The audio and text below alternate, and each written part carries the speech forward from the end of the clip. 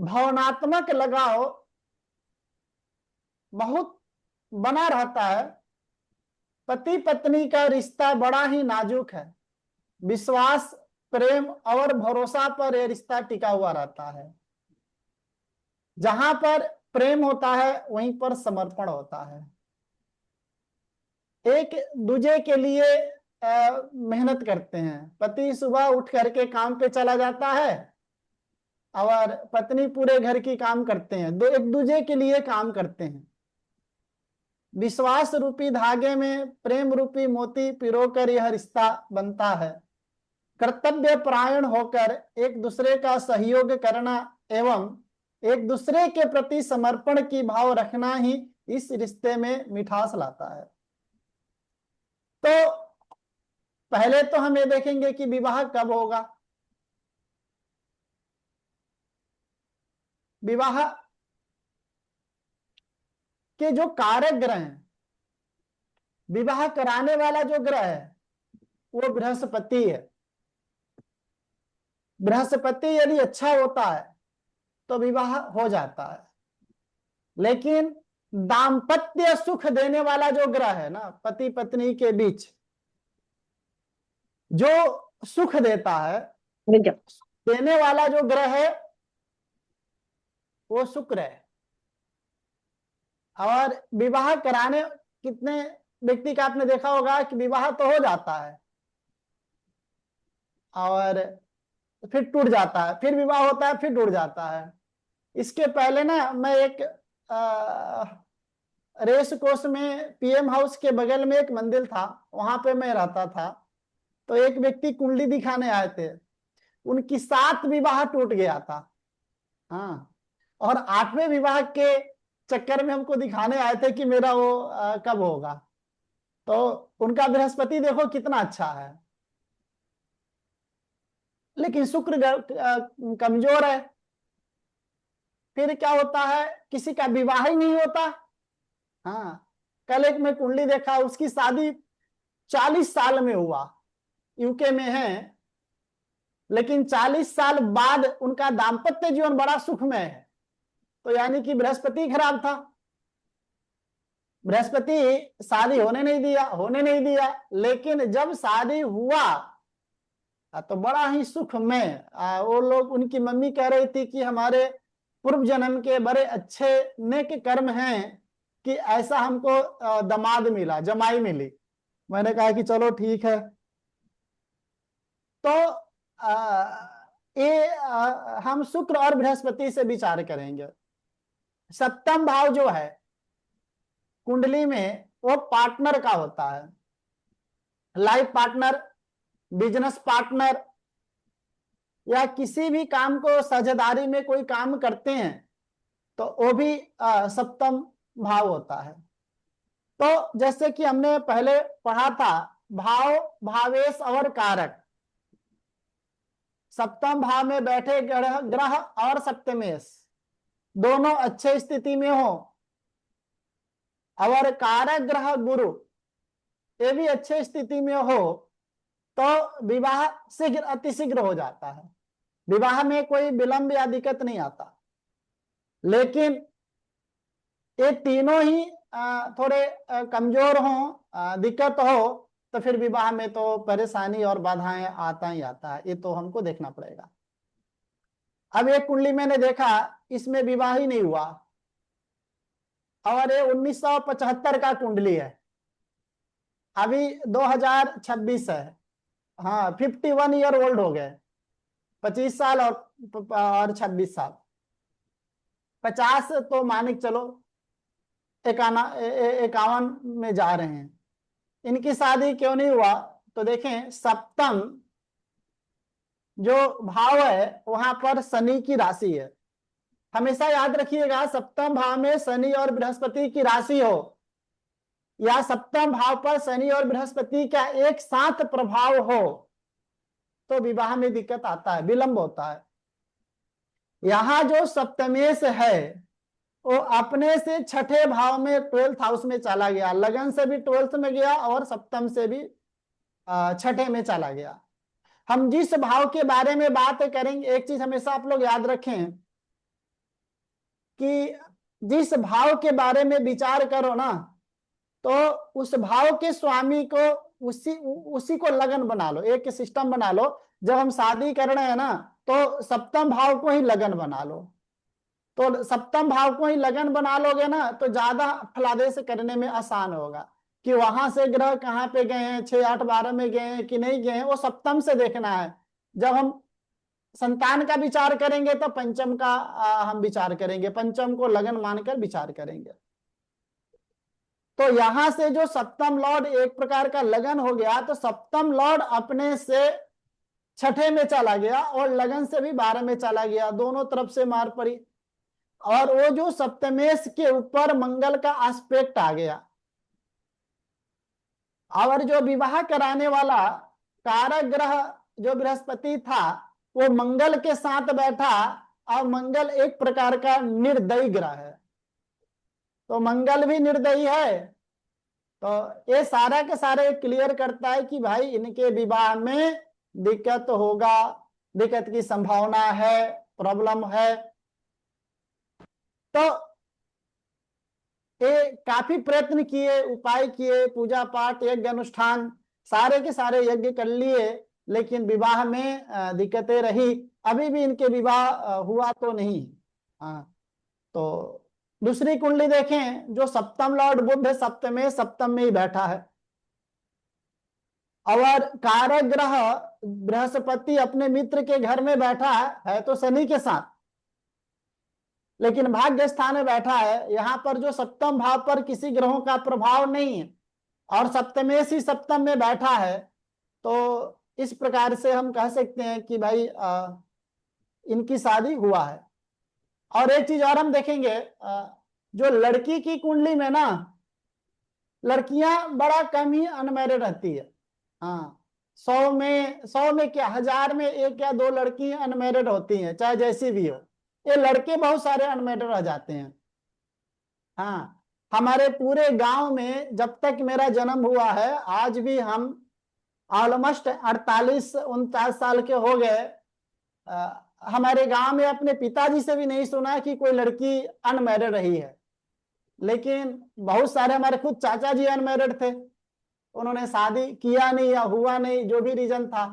15-20 लोग गांव में हैं जो लड़का है, लड़के मतलब मेल हैं, उनकी शादी नहीं हुई। फीमेल एक भी नहीं है जिसकी शादी नहीं हुई। तो लड़कियां की शादी ऑलमोस्ट हो जाता है। तो लड़कियों की शादी में मुझे नहीं लगता कि योग देखना चाहिए। हाँ, अब बहुत ही मतलब दिक्कत है। आप जैसे कि मायावती, ममता बनर्जी, ऐसे बहुत सारे लोग, लता मंगेशकर हैं कि जिनकी शादी नहीं हुई, ऐसी बात नहीं है। तो मेरा कहने का मतलब यह है कि लड़कियों की कुंडली बहुत ज्यादा पीड़ित होगा तब जाकर के शादी नहीं हो, लड़के की थोड़ा कम भी पीड़ित हो तो शादियां हो जाती हैं। इस ये थोड़ा सा ध्यान में देना है। अब हम देखेंगे दाम्पत्य सुख है या नहीं है। तो इसको बड़ा कॉपी कलम लेकर के लिख लें, क्योंकि आजकल दाम्पत्य जो है ना, 100 में 80 का सुख नहीं है।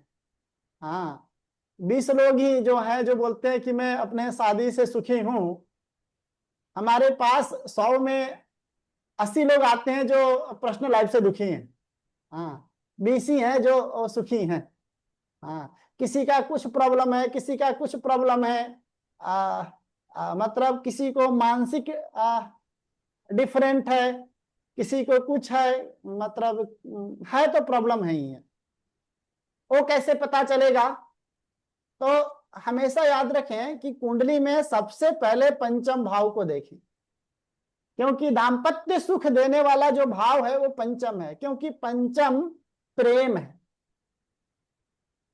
पंचम ही सुख का कारक है। जो बोलते हो ना आनंद भाव, आप लोग पता है कुंडली में आनंद कौन भाव से विचार करते हैं? आनंद का विचार कौन से भाव से होता है? सुख का विचार तो चतुर्थ भाव से हम करते हैं, लेकिन इंटरनल यदि हम हैप्पीनेस रहेंगे कि नहीं, कौन से भाव से विचार करते हैं? कौन बताएंगे? पंचम से। हाँ, क्योंकि पंचम प्रेम है, और प्रेम के अंदर ही आनंद है, और जहां प्रेम होता है वहीं समर्पण होता है। और व्यक्ति जिससे प्रेम करता है उसको बड़ा संभाल के रखता है, उसका केयर करता है। हाँ, और जिसका इस्तेमाल करता है ना उसका केयर नहीं करता। हाँ, इस्तेमाल में और प्रेम में इतना ही फर्क है। तो अपने से ज्यादा उस व्यक्ति से प्रेम करता है, अपने से ज्यादा उस व्यक्ति को वैल्यू देता है, सम्मान देता है, उसकी छोटी छोटी बातों का ध्यान रखता है, जिससे वो सबसे ज्यादा प्रेम करता है। तो व्यक्ति किसी से प्रेम करेगा कि नहीं ये पंचम भाव डिसाइड करेगा। आप लिख लीजिए, जिसके पंचम भाव में पाप ग्रह हो उसके बहुत सारे वो प्रेम प्रसंग होते हैं और टूटते हैं, क्योंकि वो दिल से जुड़ता नहीं है। हाँ, तो किसके पंचम भाव में 2-3 पाप ग्रह हो तो बोल दो भाई तुम्हारा प्रेम और टूटेगा, वो बड़ा गलत है। और कभी कभी पंचम में मंगल और शनि बैठ जाते हैं ना, और उस पर राहु की जो एस्पेक्ट आ जाता है ना तो वो व्यक्ति सनकी हो जाता है।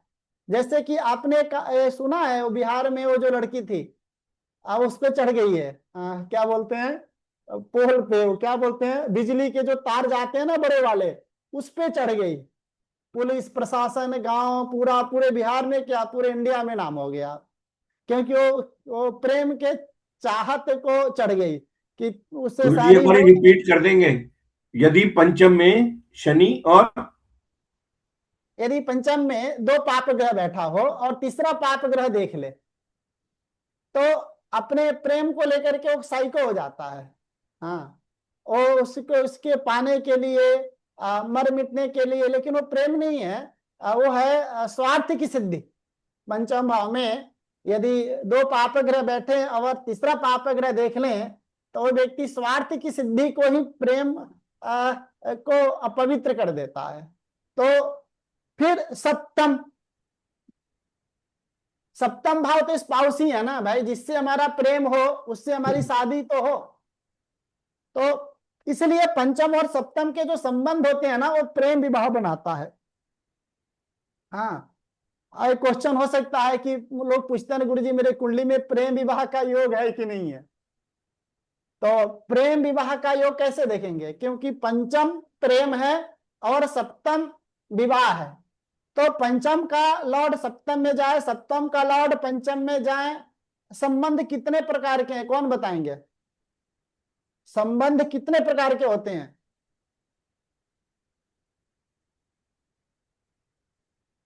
अरे मैंने चार पढ़ाया तो। प्रकार के। जी, 4 प्रकार के। कितने प्रकार? 4 प्रकार के। परस्पर दृष्टि संबंध हाँ जी जी जी, और अन्यतर दृष्टि संबंध बहुत ही बढ़िया। और परस्पर दृष्टि संबंध जी और युति संबंध। युति तो संबंध। ये 4 संबंध है हमारे। सबसे पहले जो है स्थान संबंध, यानी कि पंचम लॉर्ड को सप्तम में जाना, सप्तम लॉर्ड को पंचम में आना। फिर हो जाएगा सप्तम और पंचमेश और सप्तमेश दोनों के स्वामी को एक जगह बैठना। तो जो 4 हमने संबंध बताया था उस कोई भी संबंध में एक संबंध हो जाता है तो प्रेम विवाह का योग निश्चित रूप से बन जाता है। तो यानी कि सप्तम में अच्छा हो और पंचम अच्छा हो तो ये तो क्लियर हो गया कि यदि दोनों में संबंध न भी हो लेकिन इंडिविजुअली पंचम स्थान अच्छा हो और इंडिविजुअली सप्तम स्थान अच्छा हो, सप्तमेश और सप्तम, पंचम और पंचमेश दोनों यदि अच्छे हैं तो इसका शादी होगा और शादी के बाद पति पत्नी के बीच का दोनों में प्रेम होगा। अब तीसरा जो चीज है द्वादश स्थान। द्वादश स्थान क्या होता है? पति पत्नी के बीच का रिलेशन, शयन शयन कक्ष बोलते हैं ना, शयन कक्ष कि वो कैसा है। यदि वो अच्छे हैं तो उसमें कोई पाप ग्रह नहीं है तो समझो कि इनका दाम्पत्य जीवन बड़ा ही सुखमय है। हाँ, और इसमें कोई पाप ग्रह नहीं बैठे है ना, आंख बंद करके बोल दो तुम्हारा दाम्पत्य जीवन में कोई कमी नहीं है। अब उल्टा करो, अब देखें दूसरी कुंडली, जो प्रथम कुंडली है उसमें दाम्पत्य सुख है, क्योंकि जो पंचम लॉर्ड है, ठीक है, अपने से छठे में बैठा, पंचम से छठे में बैठा लेकिन केंद्र में बैठा है, पंचम से छठा है लेकिन केंद्र है, तो केंद्र भाव थोड़ा अच्छा होता है, उसमें ज्यादा बुरा नहीं होता। और लग्नेश शुक्र के साथ बैठ गया तो और भी सोना में सुहागा। पंचम भाव पर भी यहां से बृहस्पति का एस्पेक्ट आ रहा है, सप्तम भाव भी बृहस्पति का एस्पेक्ट आ रहा है, और सप्तमेश मंगल भी सप्तम में ही बैठा है। ठीक है, ये मांगलिक है, मंगल दोष है, मांगलिक हैं। ये एक अलग मैटर है, अभी हम मांगलिक के ऊपर ही बात करेंगे। विवाह में मंगल दोष का बहुत बड़ा वो है, योगदान है, तो हम यहाँ पर ही हम बात करेंगे। लेकिन अपने घर का जो मंगल है, ये इसको जो स्पाउस मिलेगा, ठीक है, थोड़ा निर्दयी मिलेगा, थोड़ा कठोर मिलेगा, इमोशनलेस मिलेगा, क्योंकि सप्तम में मंगल है, अपने घर का है। लेकिन उसके बावजूद भी उसके साथ इसके संबंध अच्छे होंगे, क्योंकि इसका पंचम बड़ा पवित्र है, और 12 भी ठीक है, 12 का लॉर्ड भी मंगल अपने से अष्टम में बैठा है तो उसी का लॉर्ड, तो इसलिए इसको बोल सकते हैं कि इस कुंडली में दाम्पत्य सुख होने की पूर्ण संभावना है। लेकिन दूसरा कुंडली जो देख रहे हैं 1961, आप लोगों को कुंडलियां दिख रहा है ना? जी दिख रहा है। जी गुरु जी दिख रहा है। तो यहां पर देखें पंचम में शनि बैठा है और बृहस्पति के साथ, और उस पर सूर्य का एस्पेक्ट आ रहा है। ठीक है, शनि अपने घर में बैठा है, बृहस्पति नीच होकर के बैठा है, सूर्य का भी एस्पेक्ट आ रहा है, ये उतना हम गलत नहीं कह सकते। और यहां पर तो सप्तम लॉर्ड, देखो यहां पर सप्तम में और पंचम में संबंध है। सप्तमेश जो है बृहस्पति पंचमेश शनि के साथ बैठा है, जो कि अपने आप में एक प्रकार का वो संबंध बना रहा है, युति संबंध बोलेंगे, यानी कि यहाँ पर दाम्पत्य सुख का मतलब प्रेम विवाह का योग पूर्ण रूप से बना हुआ है। लेकिन इनके जो द्वादश भाव हैं वहां पर मंगल और राहु बैठा है। मंगल और राहु को 12th हाउस में बैठने के कारण इस व्यक्ति को मतलब एक से ज्यादा लोगों के साथ मतलब इनके संबंध हो सकते हैं, क्योंकि इनका चंद्रमा भी अष्टम में बैठा है और राहु का उसके ऊपर एस्पेक्ट है। तो चंद्रमा का भी केमद्रुम योग में जाना, चंद्रमा के ऊपर कोई शुभ ग्रहों का प्रभाव नहीं आना, और राहु का एस्पेक्ट चंद्रमा पर आना, यानी कि मन के अंदर गंदगी भरना, और 12th हाउस ऑलरेडी पीड़ित होना। 12th हमारा शयन कक्ष होता है, बेडरूम का होता है, तो ये कहीं ना कहीं बेडरूम में डिस्टरबेंस है। तो यहाँ पर इस व्यक्ति की शादी तो प्रेम विवाह हुआ, लेकिन प्रेम विवाह होने के बाद भी इनके कहीं ना कहीं दाम्पत्य सुख में कमी है, उतना सुख नहीं मिल पा रहा है। तो हमेशा 3 भाव को देखना चाहिए, अष्टम को भी देखना चाहिए। दाम्पत्य सुख के लिए अष्टम पर भी हम विचार कर सकते हैं।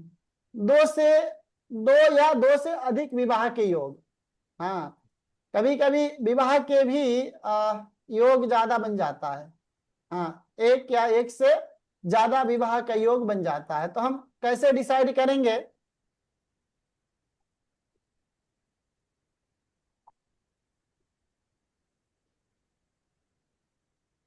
उसके लिए हमें देखना होगा कि देखें सप्तम भाव में 2 पाप ग्रह हो, आप इसको लिख लीजिए, सप्तमस्त मंगल पर 2 या 2 से अधिक पाप ग्रहों की दृष्टि हो। जैसे कि पिछले कुंडली में सप्तम पर मंगल बैठा था, लेकिन उस पर कोई पाप ग्रहों की दृष्टि नहीं थी, तो ऐसे में हम नहीं बोल सकते हैं कि भाई इसका एक या एक से अनेक शादी का योग होगा, हम ऐसे नहीं बोल सकते, कभी नहीं बोल सकते।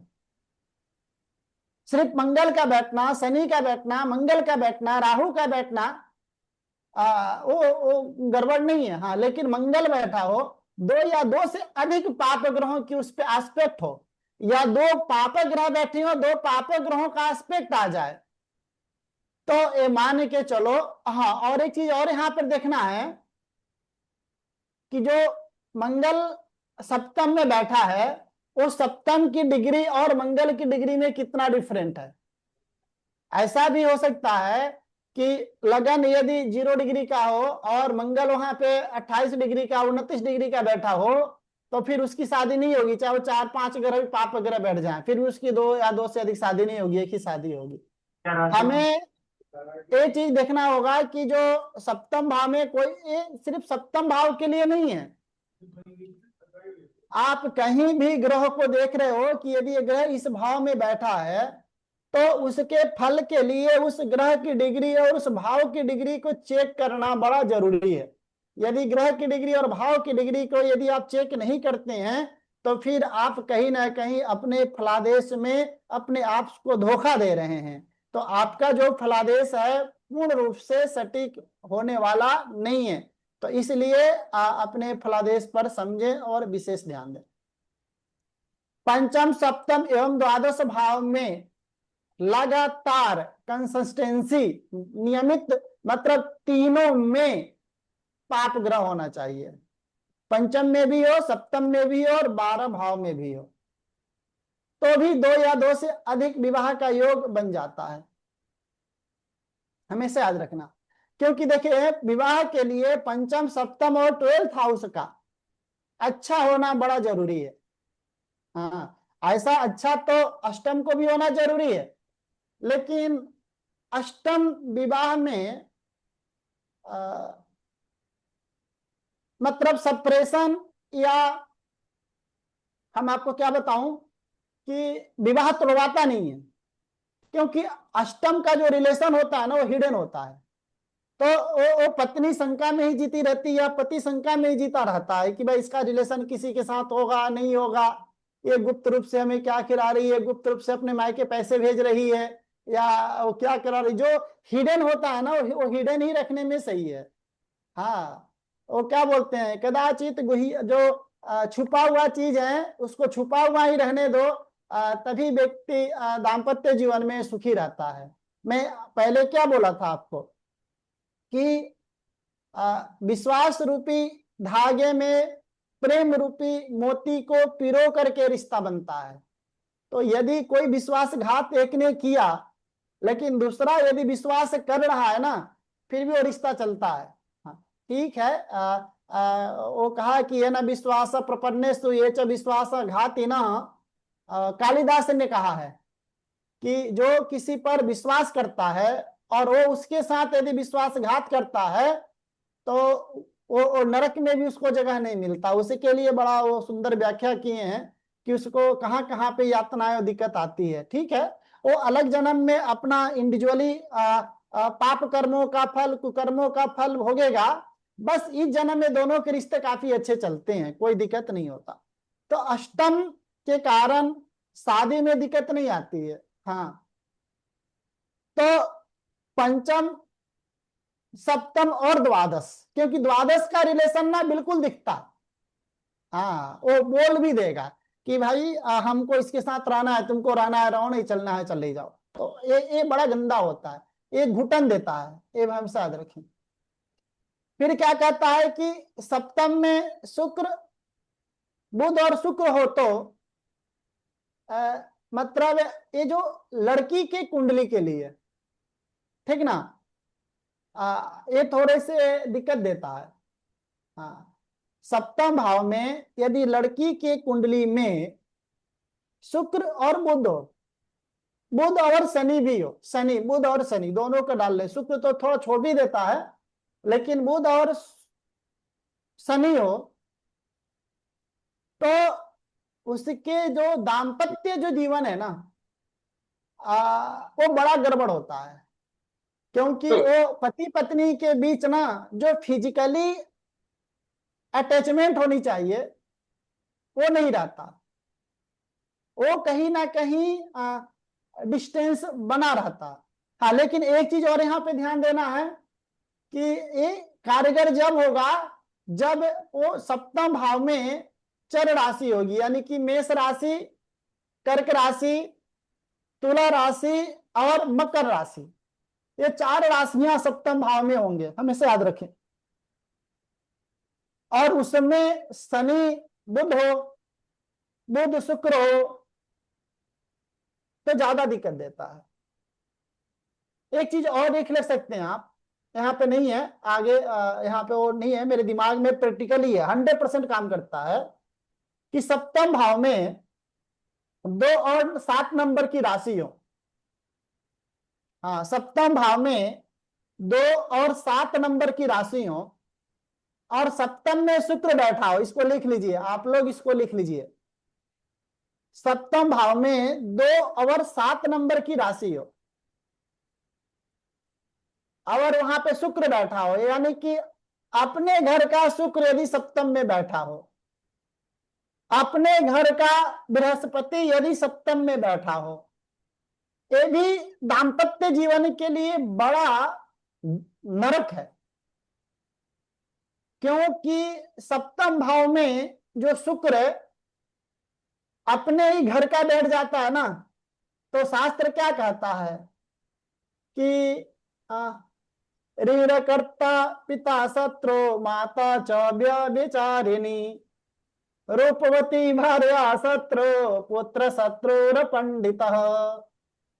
हमारे जीवन में 4 सबसे बड़े शत्रु होते हैं, कहा कि कमान जो शास्त्र कहता है, तो ऋण कर्ता पिता शत्रु, पिताजी बहुत सारे कर्ज ले लिए और मर गए और कर्ज को पुत्र को देना पड़े। कहा जाता है पिता का काम है तो अपने पुत्र के लिए इतना कर्ज आओ कि वो पुत्र को कभी कमाने की जरूरत न पड़े। ऐसा धर्म शास्त्र कहता है कि कोई भी व्यक्ति जो उन्नति करता है, हाय हाय करता है, अपने बच्चों के लिए करता है, लेकिन कोई ऐसा पिता पुत्र को ही कर्जा में दे करके मर गया है तो ऐसा पिता शत्रु के समान है। माता च व्यभिचारिणी, और माता जो करेक्टर लेस हो जाए वैसे भी मां शत्रु के समान है। रूपवती भार्या शत्रु पुत्र शत्रु पंडित, और मूर्ख पुत्र हो जाए। मूर्ख पुत्र का मतलब होता है अनएजुकेटेड नहीं, अज्ञानी। हाँ, जो कि माँ बाप को ही शत्रु मान ले, समाज को मित्र मान ले और समाज के अनुसार ही घर में कलह उत्पन्न करे, ऐसा पुत्र भी शत्रु के समान है। और जो अधिक सुंदरी यदि स्पाउस हो जाए वो भी शत्रु के समान है, क्योंकि वो बड़ा इगोइस्ट हो जाते हैं। चाहे वो पति हो या पत्नी हो, अत्यधिक यदि रूपवती हो गया, बहुत सुंदर हो गया, तो लेकिन उसका पति उसका स्पाउस उसके अकॉर्डिंग, उसके अनुसार यदि रूपवत नहीं है तो फिर क्या होता है, ईगो प्रॉब्लम आ जाता है और वो जगह जगह पर उसका अपमान और इंसल्ट करता है। ये भी, लेकिन यहाँ पे शादी टूटती नहीं है, लेकिन वो नर्क के जिंदगी जीते हैं। इसलिए सप्तम में शुक्र और सप्तम में बृहस्पति, ये दोनों सबसे अच्छे प्लानेट हैं। आपने एक चीज बताओ, जो आम, अभी आम का सीजन आने वाला है, आप लोग मुझे बताओ कौन से आम में कीड़ा लगेगा, कौन से आम जो होता है उसमें कीड़ा लगता है, कौन बताएंगे? जो पका हुआ होता है सबसे ज्यादा मीठा होता है। हाँ, क्योंकि मीठे में ही कीड़ा लगता है, हमेशा याद रखना। और एक चीज और है, आप लोग बोलते हो ना कि नमक का कर्ज अदा करो। नमक का ही कर्ज क्यों भाई, चीनी का कर्ज क्यों नहीं अदा करो? तो कहा कि दुनिया में सब चीज है उसमें कीड़ा लग जाता है, नमक में सिर्फ कीड़ा नहीं लगता। तो जिसका नमक खाओ तो कम से कम उसका गुण गाओ। तो जो मीठा चीज जो सबसे अत्यधिक सौंदर्य होता है या सबसे श्रेष्ठ होता है, उसके अंदर ईगो भी होता है और साथ में वो कैरेक्टर वाइज बहुत अच्छा नहीं होता। मैं ऐसा किसी करेक्टर के ऊपर नहीं बता रहा हूं, लेकिन कहीं ना कहीं एक प्रॉब्लम आती है उनके अंदर।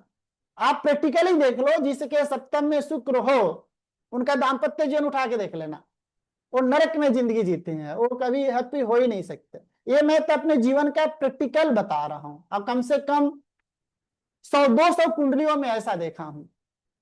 चल, फिर आता है सप्तम में मंगल एवं शनि हो, उस पर पाप ग्रहों की दृष्टि हो तो उसका पति उसको छोड़ देता है, या पत्नी उसको छोड़ देती है, दोनों में हो सकता है, या अधिक वर्ष तक वो अनमैरिड रहता है, हमेशा याद रखना।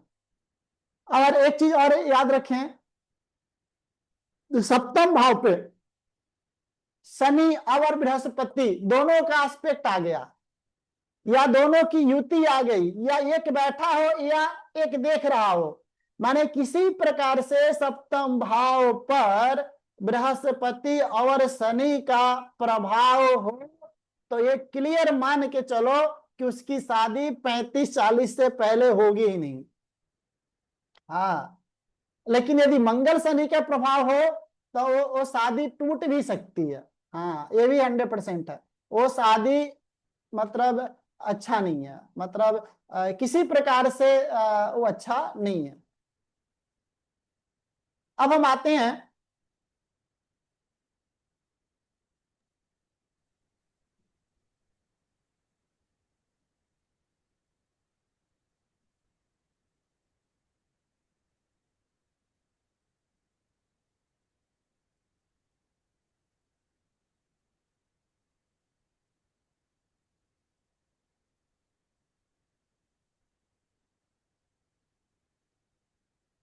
विवाह में विलंब कब होता है, विवाह में अत्यधिक देरी कब होता है, वो जब होता है सप्तमेश शनि या गुरु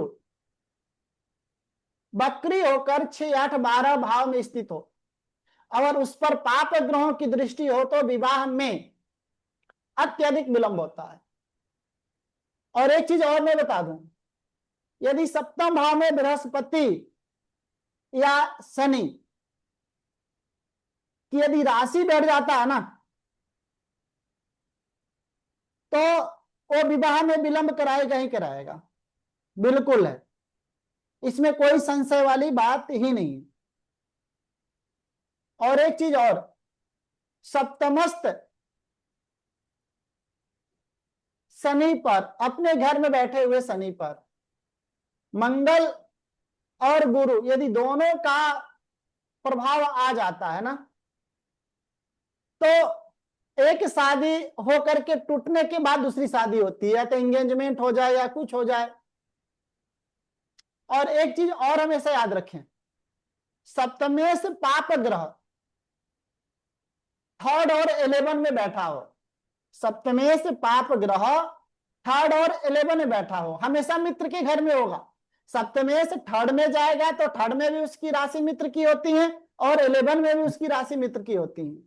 तो सप्तमेश मंगल, सप्तमेश कोई भी पाप ग्रह हो, मंगल हो, शनि हो, सूर्य हो, राहु हो, 3rd और 11 में बैठे हो, उस पर पाप ग्रहों की शादी हो तो 100% इंगेजमेंट होकर के टूटता ही टूटता है, फिर उसके बाद उसकी शादी होगी, ये भी बिल्कुल क्लियर है। और इसको मैंने बहुत सारे कुंडली में देखा हूं। एक बार मैं किसी इंस्टीट्यूट में पढ़ाता था यहाँ से पहले, तो वो जो मालिक थे उसके इंस्टीट्यूट के, उनकी लड़की की शादी थी, तो मैंने कुंडली देखा, तो मैंने बताया कि मुझे लग रहा है कि ये शादी टूटेगी। उन्होंने बोला कि अरे लेन देन हो चुका है, सब कुछ हो चुका है, शादी का मुहूर्त निकल गया है, अब कैसे होगा। शादी के 2 महीना पहले लड़की ही पीछे हट गई कि नहीं, इसके साथ मुझे शादी नहीं करनी है, उसका कुछ भी इंटरनल कुछ बातें में पता होता चला। तब वो जो सर थे हम पर बड़ा भरोसा करते थे। हाँ, एक बार उन्हीं की भाई की लड़की हमको कुंडली दिखाने आई, उस समय नोएडा में हम कुंडली देख रहे थे, सेक्टर 26 में फ्री में कम्युनिटी सेंटर वहां पे है, जो भी है वहां पर एक है, तो वहां पे फ्री में दिखाए थे कुछ साल पहले। तो मैंने कुंडली दिखाया, तो मैंने बोला कि ये शादी तुम्हारी टूटेगी टूटेगी। तो उन्होंने हमको ही बड़ा वो उल्टे सीधे बोले, बेइज्जत भी किए, जो भी था। यहाँ तक नौबत आ गया कि हमारी नौकरी भी चली जाए। लेकिन मैडम अच्छी थी, हमको कुछ बात बोले नहीं, हो गया। फिर 2020 में मैंने नौकरी भी छोड़ दिया, अपना पढ़ाना शुरू कर दिया।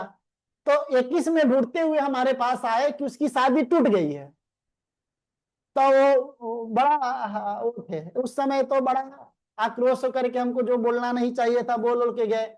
लेकिन जो 2021 में आए, ये 19 और 21 की बात है, 19 में हुआ था, 21 में या 18 की बात होगा जो भी। तो कभी कभी कड़वा सत्य सुनने वाले को बड़ा दिक्कत होता है, लेकिन फैक्ट बात होता है, वो बता देनी चाहिए, ठीक ना। देखें, सप्तमस्त गुरु और शनि पर पाप ग्रहों की दृष्टि हो तो विवाह में विलंब होता है। ये तो मैं बार बार बताता हूं कि देखें, सप्तम भाव पे यदि बृहस्पति हो और शनि का प्रभाव हो और पाप ग्रहों के प्रभाव हो, तो और पुरुष की कुंडली हो तो शादी भी नहीं होगी, ये भी मैं बता दूंगा। हाँ, लड़की की होगी तो शादी चलो हो भी जाएगा। अब आता है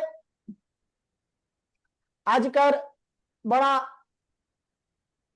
वो चल रहा है, लिविंग रिलेशनशिप। और बड़े बड़े संत, एक प्रेमानंद जी भी थे, अनुरुद्धाचार्य भी थे, 2-3 संतों ने बोल दिया था, इस पे बड़ा बड़ा बवाल हुआ था।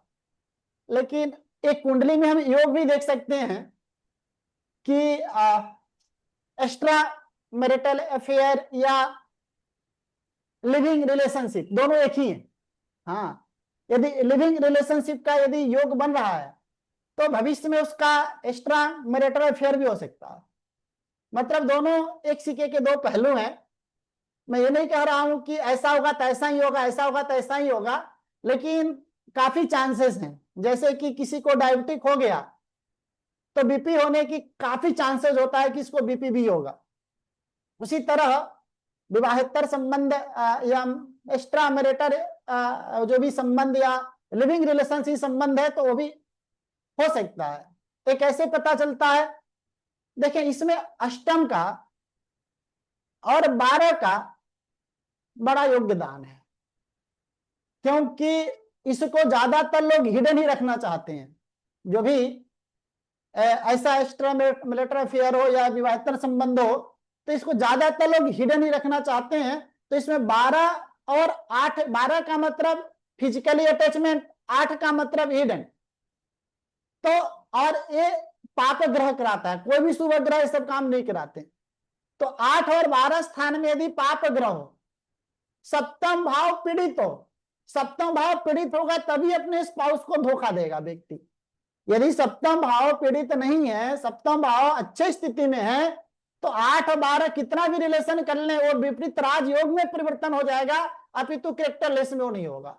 तो यानी कि एट ए टाइम सप्तम पीड़ित होना जरूरी है और 8-12 भाव के बीच रिलेशन और उसमें पाप ग्रह का होना बड़ा जरूरी है।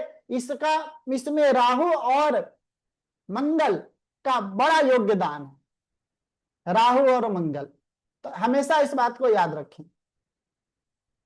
पंचम और सप्तम भाव में स्थान परिवर्तन हो तथा पंचम भाव को कोई पाप ग्रह देख रहा हो तो विवाह के बाद भी उसके ना प्रेम प्रसंग चलता रहता है, वो हटता नहीं है। इसलिए मैं बता रहा हूं कि जो पंचम पैर पाप ग्रहों का प्रभाव नहीं होना चाहिए। हाँ, दुर्भाग्यवश उसके साथ उसकी शादी इसलिए नहीं हुआ क्योंकि वो पाप ग्रह था। पंचम और सप्तम के बीच यदि स्थान परिवर्तन या संबंध बनता है तो 100% उसकी शादी होगी, क्योंकि पंचम सप्तम में जो परिवर्तन है या किसी प्रकार का संबंध है वो तो प्रेम विवाह होगा ही होगा। लेकिन मैं भी बताया कि पंचम भाव में पाप ग्रह हो तो विवाह होता नहीं है, वो टूट जाता है। लेकिन वो पाप ग्रहों सप्तम में संबंध स्ट्रांग बना रहने के कारण, पाप ग्रहों के कारण विवाह के बाद भी उसके संबंध प्रेम प्रसंग चलता रहेगा, हटता नहीं है। द्वादश भाव में 3 या 3 से अधिक पाप ग्रहों का प्रभाव हो और शुभ ग्रहों का प्रभाव न हो तो होल लाइफ व्यक्ति कैरेक्टरलेस ही रहता। इसलिए भारत को ना इसलिए ज्योतिष क्या कहा कि 6, 8, 12 में कोई ग्रह न जाए, न जाए, न जाए, न जाए, चल भी जाए तो सुबह ग्रह चला जाए, इसलिए कहता है। क्योंकि 12 में तो किसी ग्रह को जाना ही नहीं चाहिए, वो सबसे गंदा भाव होता है 12, क्योंकि वो मोक्ष भाव होता है, अध्यात्म का भाव होता है। जो मोक्ष होता है ना, वो जो अध्यात्म जो लाइन है ना, वो भौतिक से बिल्कुल विरुद्ध है। भौतिक दुनिया से एकदम 180 डिग्री का मतलब है अध्यात्म। अध्यात्म का मतलब है आत्मा का विषय, और भौतिक का मतलब होता है शरीर का विषय। तो जो शारीरिक सुख है, शरीर का जो सुख है, उसको आत्मिक सुख से कभी कल्पना नहीं करनी चाहिए। इसीलिए पाप ग्रह यदि 8 और 12 में जाते हैं तो ये बड़ा गड़बड़ हो जाता है, क्योंकि वो गलत को भी सही साबित करते हैं। हाँ, क्योंकि अरे क्या हो गया, वो तो करते हैं, क्या हो गया, ऐसा भी तो होता है, क्या हो गया, जो ऐसा भी तो होता है। तो ये चीजें गलत को सही करना, ये सबसे खतरनाक होता है। तो इसीलिए 8 और 12 में भूल के भी कभी किसी ग्रह को नहीं जाना चाहिए, और ये सबसे ज्यादा गलत है। अब आता है वही सर मल्टीपल रिलेशन, वो सब एक ही है जो मैं बता रहा हूं। सप्तमेश पीड़ित, देखो सप्तमेश पीड़ित होगा तभी गलत काम होगा। तथा गुरु 6, 8, 12 भाव में हो, ये लगन से होना चाहिए। पंचम और द्वादश भाव में किसी प्रकार का संबंध, किसी प्रकार का संबंध हो, क्योंकि जो ये कर रहे हैं रिलेशनशिप, ये तो सप्तम पीड़ित है। पीड़ित का मतलब उसके साथ शादी तो हो नहीं रहा है। पंचम और 12 का संबंध होने के कारण जो अपवित्र संबंध को पवित्र साबित कर रहे हैं, और उसको इलीगल को लीगल करार दे रहे हैं, जो कि हमारे शास्त्रों से बिल्कुल विरुद्ध है। ठीक है, हमारे सुप्रीम कोर्ट ने यदि किसी चीज को संवैधानिक मोहर लगा दिया है, इसका मतलब वो सही हो जाएगा, हमारे शास्त्रों के विरुद्ध है, लेकिन संविधान उसको सही कहे तो हम तो उसको सही नहीं कहेंगे। हाँ, संविधान तो वो तो पता नहीं, वो तो मतलब समलिंगता को भी संविधानिक वैधता करार दे दिया है। तो इसका क्या मतलब, वो सही है? ठीक है, जो भी शास्त्र को भी, हमारा संविधान और शास्त्र दोनों के बीच सामंजस्यता बनना चाहिए। लेकिन हम यहाँ पर अपने शास्त्रीय बातों को कह रहा हूं कि यदि पंचम और 12 का रिलेशन होता है, सप्तम पीड़ित होता है, तो उस व्यक्ति को इलीगल संबंध को भी लीगल करार दे करके और उसको पवित्र रिश्ता मान करके व्यक्ति जीता है। और आत्मग्लानि इसलिए नहीं होता है कि बृहस्पति भी तो साथ में दे रहा है, जो धर्म का कारक है वो खुद अधर्म में बैठा है, 6, 8, 12 में भाव में बैठा है, इसीलिए उसको अंदर से भी आत्मग्लानि भी नहीं हो रही है कि मैं गलत कर रहा हूं। गलत करने के लिए बृहस्पति को केंद्र और त्रिकोण में बैठना चाहिए, तभी इसको हम अच्छा मानेंगे। बृहस्पति का बड़ा अच्छा रोल होता है शादी के लिए। इसीलिए शास्त्रों में एक शब्द कहा बृहस्पति के बारे में, क्या कहा कि किम कुर्वन्ति ग्रहा सर्वे यस्य केंद्रे बृहस्पति मतमातंगतोंगानां कोपि हन्ति केसरी। जैसे एक शेर हाथी के झुंडों को नष्ट कर देता है, उसी तरह एक लगन और केंद्र में बैठा हुआ बृहस्पति हमारे जीवन में करोड़ों दोषों का निवारण कर देता है। तो कम से कम बृहस्पति लगन में होता है तो ये सब गलत और कुकर्म तो व्यक्ति नहीं करेगा। कुकर्म, गलत को गलत और सही को सही करने की कैपेबिलिटी भी तो रखेगा ना। नहीं तो बृहस्पति भी चला गया 12 में, पता चला कि वो राहु के साथ बैठा है, चंडाल योग बना दिया, और सप्तम उसका पीड़ित पहले ही था, शुक्र उसका अष्टम में चला गया, जो कि बृहस्पति शुक्र को देख रहा है, मंगल बृहस्पति के साथ ऑलरेडी, राहु के साथ बृहस्पति बैठा हुआ है, मंगल पता चला उसके सप्तम में बैठ करके पीड़ित कर दिया, तो उसके गलत रिलेशन को भी सही वैधता करार दे रहे हैं। और मुंह उठा करके बोलने भी आ जाते हैं कि प्रेमानंद गलत है, ये गलत है, वो गलत है। तो उनके कुंडली में ऐसा योग है तभी तो आ रहे हैं ना। बृहस्पति बिल्कुल डेथ हो चुका है, बिल्कुल गड़बड़ है। द्वादश भाव में 2 या 2 से अधिक पाप ग्रह हो तथा अष्टम और द्वादश भाव के बीच संबंध हो तभी मल्टीपल रिलेशन होता है। लेकिन जब 8-12 के साथ संबंध करता है ना, एक पवित्र इसलिए हो जाता है कि वो हिडन रहता है, वो कभी पब्लिश होता ही नहीं है। यहां तक कि उसके स्पाउस को भी, उसके दोस्तों को भी, उसके मित्रों को भी उसके बारे में वो चीजें भनक नहीं होती। तो इसीलिए कहता हूं कि ये हिडन होता है तो हिडन ही रह जाता है। तो ठीक है, 8 और 12 का यदि रिलेशन होता है तो ये ज्यादा गलत इसलिए नहीं कहता कि इसके कारण उसके जीवन में कोई भी प्रकार की दिक्कत नहीं है, दाम्पत्य जीवन में कोई दिक्कत नहीं आती है। पंचम और अष्टम भाव में स्थान संबंध हो तथा सप्तम भाव पीड़ित हो तो इसका भी गुप्त प्रेम रिलेशन रहता है। लेकिन 8 और 12 का रिलेशन 5 और 8 के रिलेशन में बड़ा अंतर है, हमेशा याद रखना। 8 और 5 का जो रिलेशन होगा ये पवित्र होगा, हाँ, यहां पर प्रेम होगा। 8 और 12 का जो रिलेशन है यहां पर वासना होगी, यहां पर काम वासना होगा, लेकिन 5 के अंदर सच्चा प्रेम होगा। तो ये इसका हमेशा याद रखिएगा, क्योंकि पंचम जब भी 8 से संबंध बनाता है तो गलत है, लेकिन ठीक है। अब आते हैं तलाक।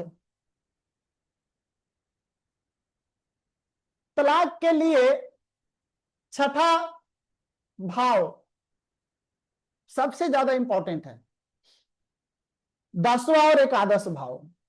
हाँ, ये बहुत महत्वपूर्ण है, क्योंकि जो छठा भाव होता है ना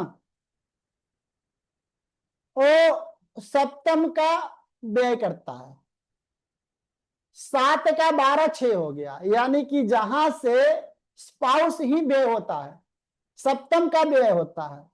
साथ में छठा भाव सबसे ज्यादा इंपॉर्टेंट क्या होता है, क्योंकि जो द्वादश 12th हाउस होता है ना, वो पति पत्नी के बीच का रिलेशन होता है, पति पत्नी के बीच का संबंध होता है। और जो 12 जो होता है, 6 जो होता है, 12 का मृत्यु होता है। 12 का मृत्यु होने के कारण पति और पत्नी के बीच का रिलेशन को ही मार डालता है। हाँ, और सप्तम से 12 होने के कारण एट ए टाइम दोनों के संबंध को भी खत्म करेगा और साथ में स्पाउस को भी खत्म करेगा। तो दोनों चीजें खत्म होने के कारण क्या है, तलाक ही तो होगा। तो छठा जब भी एक्टिवेट हो तो सोचना है कि भाई सप्रेशन या तलाक में कोई एक ना चीज 100% होना है, ठीक ना। जो 10वां भाव जो होता है वो सप्तम की मृत्यु, चतुर्थ की मृत्यु होता है। चतुर्थ का मतलब क्या है, परिवार जो संबंध था पारिवारिक, उसका भी वो नाश करता है, परिवार का हिस्सा को खत्म कर देता है।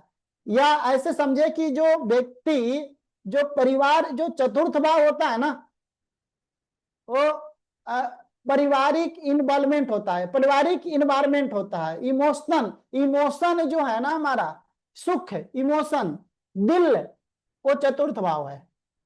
जब भी तलाक होता है ना तो इंडिविजुअली लड़का भी सुखी है, लड़की भी सुखी है, लेकिन लड़का और लड़की के बीच का जो इमोशन है उसकी मृत्यु होती है, यानी कि चतुर्थ दिल टूटता है।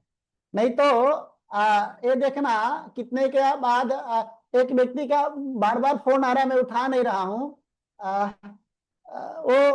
वो उनका शादी हो चुका है, आप देखें शादी हो चुका है और इनका कहीं रिलेशन चल रहा है, तब ये चाह रहे हैं कि उसके साथ शादी तोड़ लो और उसके साथ में शादी कर लूं, क्योंकि वो बहुत ज्यादा पैसे वाला धनाढ़ आदमी है। अब इसके लिए जो जो ब्लेम उन्होंने अपने पति के ऊपर लगाया है, मतलब सुन के भी मतलब वो गंदा लगता है। तो मैं क्या करूं, मैं तो फोन ही नहीं उठा सकता हूं। तब मैसेज लिख रही है कि आप हमसे नाराज हैं, ये हैं वो हैं। तो और हम और हमसे चाहती हैं कि कोई पूजा पाठ एक अनुष्ठान करके उसके साथ हमें तलाक दिलवा दें। तो और उसका पति भी ये बात जान चुका है, तो ये कह रहा है कि चाहे मैं मर जाऊं लेकिन इसको उसके साथ शादी नहीं होने दूंगा। तो अभी टिक लिया है कि चाहे हम जेल चला जाऊं, कहीं भी चला जाऊं, लेकिन तलाक नहीं दूंगा। तो वो ये भी कह रही, एक बता, ज्यादातर लड़कियां पैसा लेती हैं, ये यहां तक भी आ गया कि हमसे ही तू 50-60 लाख रुपए ले ले, हमें तलाक दे दे, उल्टा। लेकिन वो पैसा लेने के बाद भी तलाक नहीं दे रहा है। तो कितने ऐसे होती हैं चीजें। तो यदि वो वहां पर शादी कर रहे हैं, वो भी सुखी और ये भी सुखी, लेकिन ये दोनों के बीच का जो मृत्यु होगी क्या होगी, इमोशन, दोनों की फीलिंग, दोनों का वो जो चतुर्थ है ना, दिल के दोनों के बीच की जो चीज है वो खत्म हो जाएगा। उसकी मृत्यु दशम से होगा, क्योंकि दशम जो है चतुर्थ का मृत्यु है। और 11th क्या है, वो 12 का भी 12 है, यानी कि पति पत्नी के जो रिलेशन का व्यय करेगा, और चतुर्थ का भी अष्टम है। हेलो हेलो, जी जी सर। मैं ये कह रहा हूं कि जो मैं समझा रहा हूं आप लोग समझ पा रहे हैं कि नहीं, कि मैं हाँ ऐसे जी, ही हाँ बोल, जी। आप लोग क्लियर हो रहा है कि नहीं आप लोगों को? हो रहा है सर। किसी को ऐसा तो नहीं है कि जो समझ में नहीं आ रहा हो? कोई ऐसा व्यक्ति है जिनको समझ में नहीं आ रहा है जो मैं समझा रहा हूं? सबको आ रहा है ना? चलें ठीक है। तो जो 11th हाउस है वो सबसे, वो भी बुरा है, यानी कि सबसे ज्यादा बुरा है 6 हाउस, 11th हाउस और 10th हाउस। यदि मान के चले 6 में बैठे ग्रह की महादशा है और 11 में बैठे ग्रह की अंतरदशा है, तो ये निश्चित रूप से शादी टूटेगा। हाँ, लेकिन टूटने के लिए जो मैं पहले बताया था, उसके कुंडली में 2 या 2 से अधिक विवाह का योग होना चाहिए। यदि 2 या 2 से अधिक विवाह का योग नहीं है, फिर 11 और 6 और 11 की दशा आ रही है, उस बीच स्त्री पर सिर्फ सप्रेशन होगा। ऐसा हो सकता है कि काम के सिलसिला में, क्योंकि छठा डिग्री है, 11 इनकम है, अधिक पैसे की चाहत में पति पत्नी एक दूसरे से सप्रेशन, मतलब अलग अलग हो जाए, एक कहीं मुंबई चला जाए, महाराष्ट्र चला जाए, बेंगलोर चला जाए, इस प्रकार की दिक्कतें आएगी। लेकिन शादी नहीं टूटेगी। शादी टूटने के सप्तम का पीड़ित होना, जो मैं पहले 2 या 2 से अधिक विवाह का योग जो बताया था, वो चीज होना बड़ा जरूरी है, तभी जाकर के शादी टूटेगा, अन्यथा शादी नहीं टूटेगा। देखें, सप्तम, पंचम, सप्तम एवं द्वादश भाव में पाप ग्रह, मैं बार बार कहता हूं कि पंचम, सप्तम और द्वादश भाव में पाप ग्रह हो, सप्तमेश पीड़ित हो, उसी समय छठे, 10वें और 11 भाव में बैठे ग्रह की दशा अंतरदशा आएगा, तभी उसकी तलाक होगी, शादी टूटेगी, अन्यथा नहीं टूटेगा। यदि उसका पंचम, सप्तम और द्वादश भाव अच्छे स्थिति में है, द्वादश में कोई ग्रह नहीं है, सप्तम में भी कोई ग्रह नहीं है, पंचम में शुभ ग्रह है, तो ऐसे में छठे में बैठे ग्रह की महादशा, छठे में बैठे ग्रह की महादशा आने पर भी शादी नहीं टूटेगा। हाँ, ये हो सकता है कि कुछ दिन के लिए लड़की मायके चली जाए, या दोनों में भयंकर वाला लड़ाई हो जाए, 2-4 दिन तक बात हो तो बंद रहे, फिर से दोनों रियूनियन हो जाए। तो ये चीजों को हमें ध्यान देना पड़ेगा।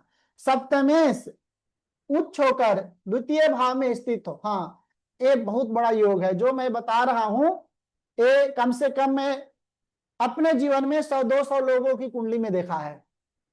हाँ, सप्तमेश गुरु उच्च करके, माने सप्तम भाव में मान के चलो मिथुन लगन हो, मिथुन लगन की कुंडली मान लो, जो मिथुन लगन की कुंडली होगी तो सप्तम भाव में कौन सी राशि होगा, कौन बताएंगे? मिथुन लगन कर्क की कुंडली, कर्क कर्क कर्क।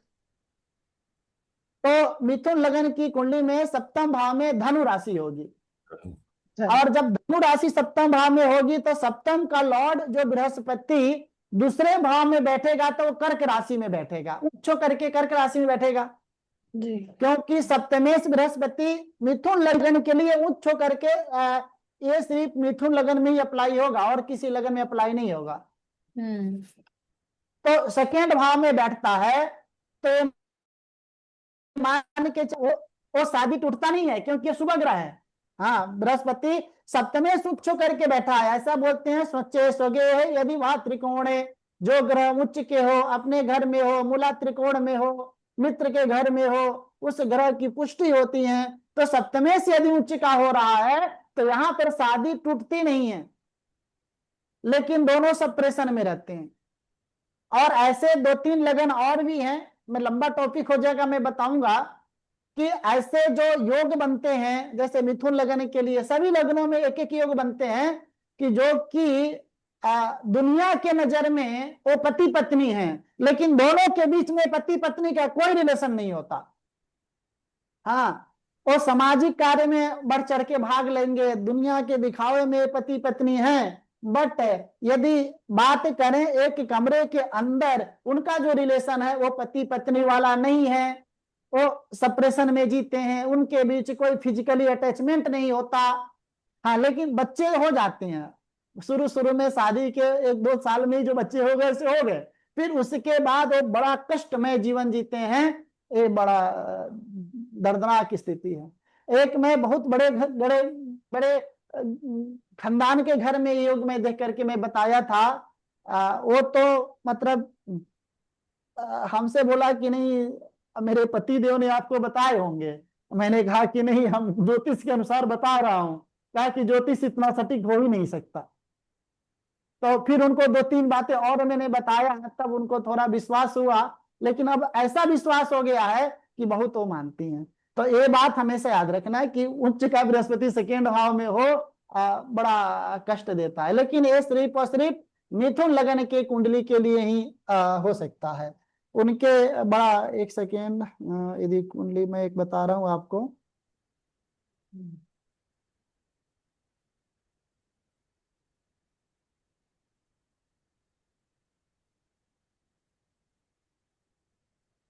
चले, अभी नहीं है मेरे पास, है लेकिन वो बताऊंगा।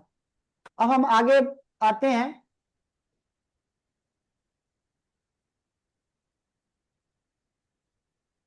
अब विवाह कब होता है? तो पहले गोचर अप्लाई कर लो। देखें, गोचर में सप्तम भाव में बृहस्पति का गोचर होना, विवाह हो जाता है, निश्चित रूप से हो जाता है। सप्तम में बृहस्पति का गोचर हो, सप्तम में शनि का गोचर हो, सप्तम में राहु का गोचर हो, विवाह बिल्कुल हो जाता है। अब एक चीज यहां पर विशेष ध्यान क्या देना चाहिए आपको, 2-7-11 गोचर में जब भी एक साथ 2-7-11 भाव एक्टिवेट होता है तो विवाह हो जाता है। और दशांतरदशा किसकी चाहिए? तो सप्तम, वही 5 जो नियम पहले बताया था, सप्तम में बैठे ग्रह की महादशा अंतरदशा हो, ठीक ना। फिर सप्तम भाव में बैठे ग्रह या सप्तमेश से संबंधित ग्रह की दशा अंतरदशा, वही 5 दशाएं जो मैं पहले बताया था।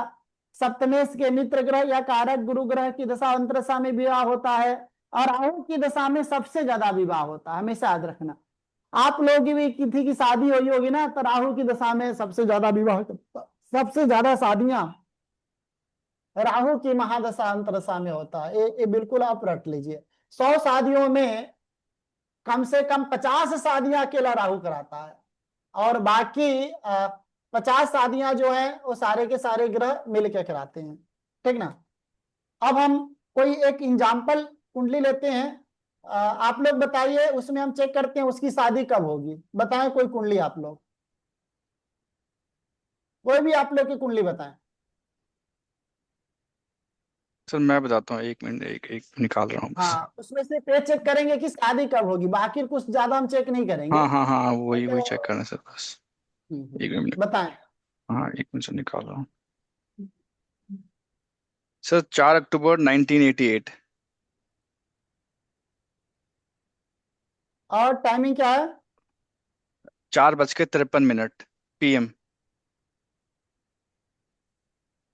जन्म स्थान? दिल्ली। जन्म स्थान? दिल्ली सर, दिल्ली।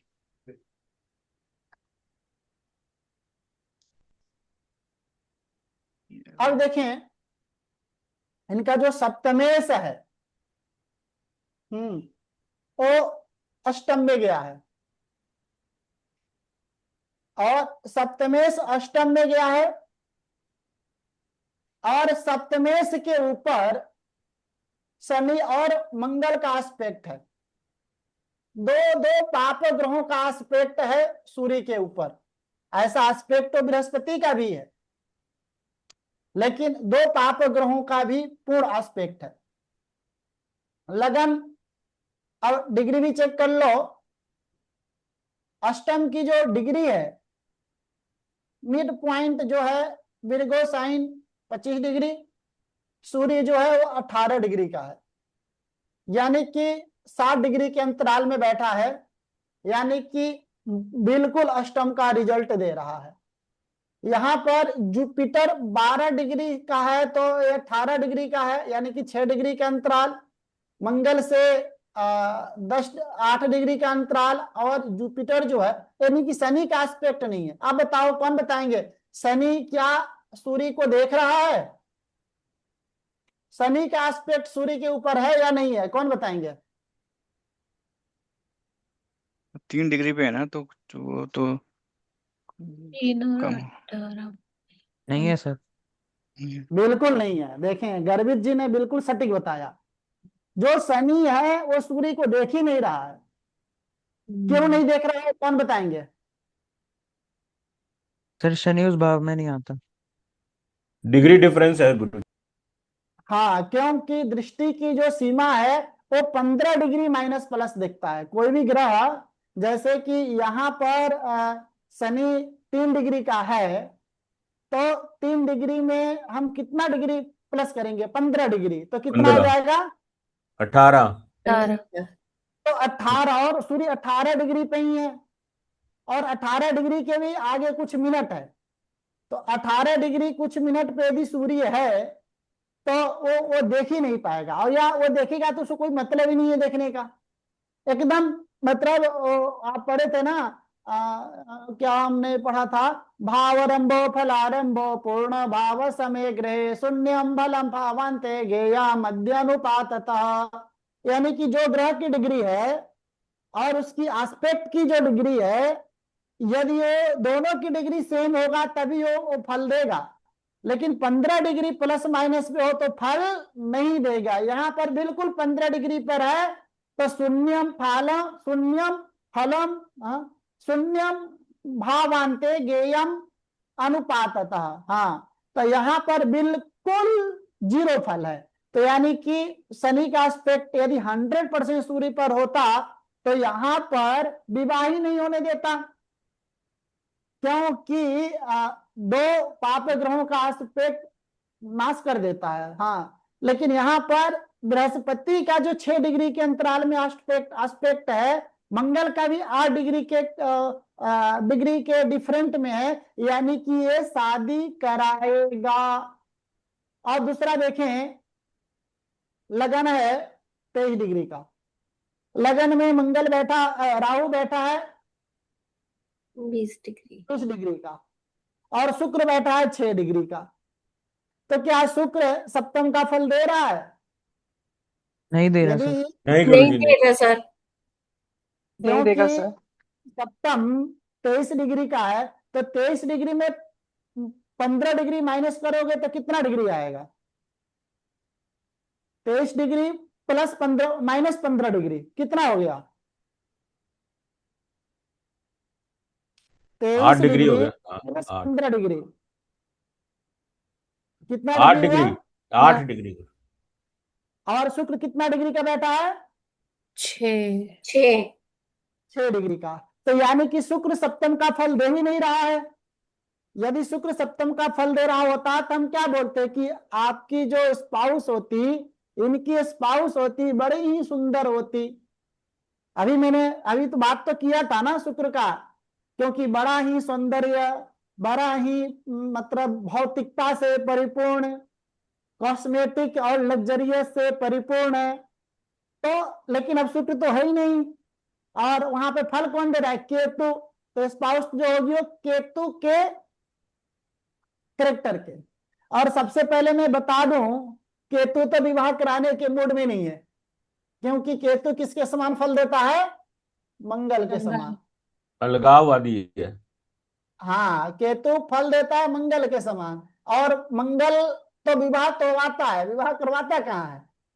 तो ये तो मान के चले, लेकिन यहाँ पर कोई पाप ग्रह का एस्पेक्ट नहीं है। यदि जैसे केतु यहाँ पर बैठा, यहाँ पर मंगल का एस्पेक्ट होता, शनि का एस्पेक्ट होता, सूर्य का एस्पेक्ट होता, तब हम बोलते कि एक पाप ग्रह बैठा है, दो पाप ग्रह देख रहा है, तो शादी नहीं होगी। लेकिन यहाँ पर शादी होगी, लेकिन विलंब से और देर से शादी होगी, ठीक ना।